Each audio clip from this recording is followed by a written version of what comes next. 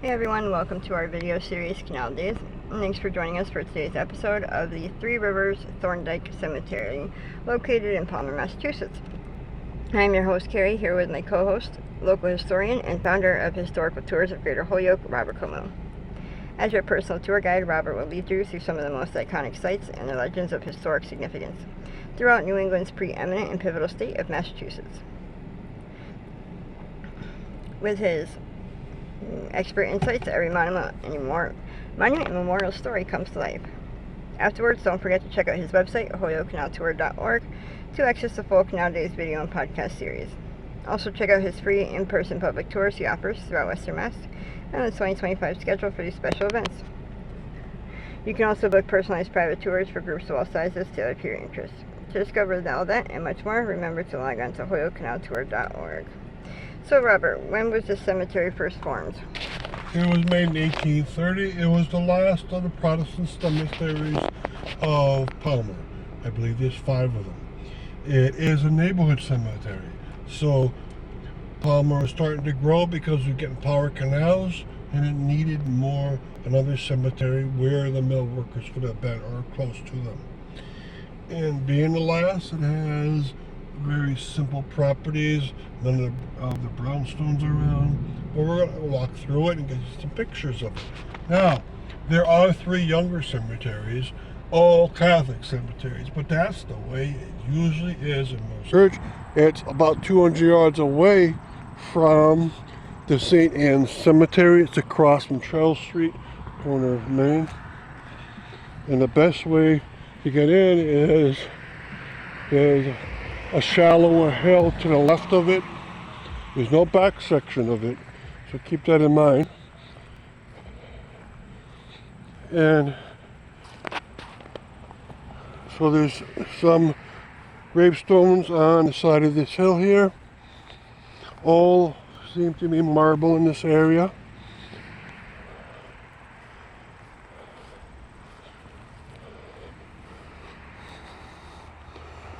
Okay, and here's a stone from 1850.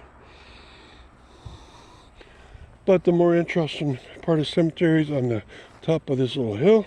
And every cemetery in Palmer, all 8 of them, has this American Legion cross put into the front middle of it. Probably the Legion 200 years ago put them up. Across the street is St. Anne's.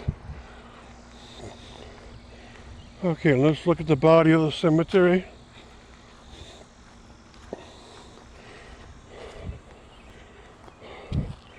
Okay, I see one obelisk here for a whole family. It used to be surrounded by metal horizontal poles.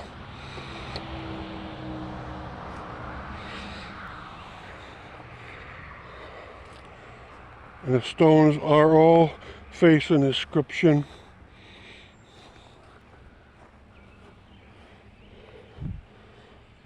Towards an easterly direction, I believe. No, towards a westerly direction. And the bodies would have been put along the east-west axis, like a Protestant cemetery usually is. And they kept to that tradition even for the stones put against the fence here. So it's going to be hard to read them.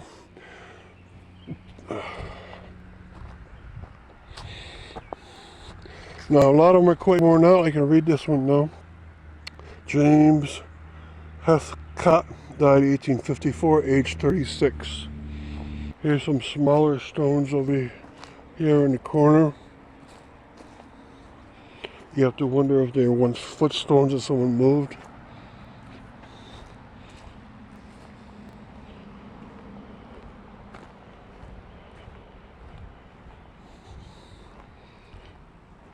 And this one says Rose died 1843.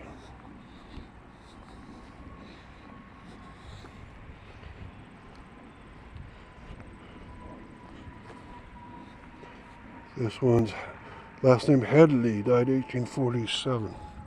So a lot of mid-1800s, like you want to expect. 1848, Julian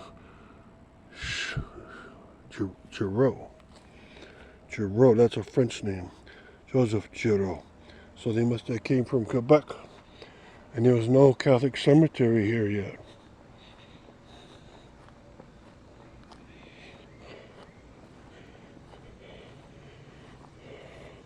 Julia Randall, 1876. Okay, now I'm trying to find a footstone. They're hard to find in this cemetery. By the 1830s, footstone concept was starting to go away,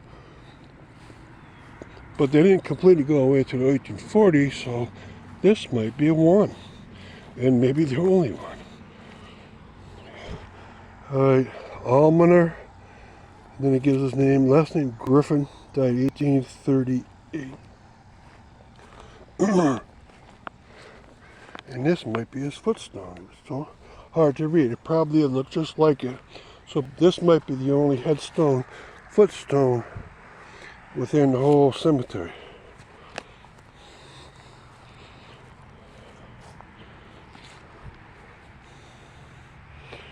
Okay. This is Sally, wife of Jesse Ooh, that's so hard to read. But died 1854. And there's one stone flipped over. John. Alright, so it's a nice little cemetery. Maybe I'll have a tour here someday to show you many of the properties that it has and why it was started out.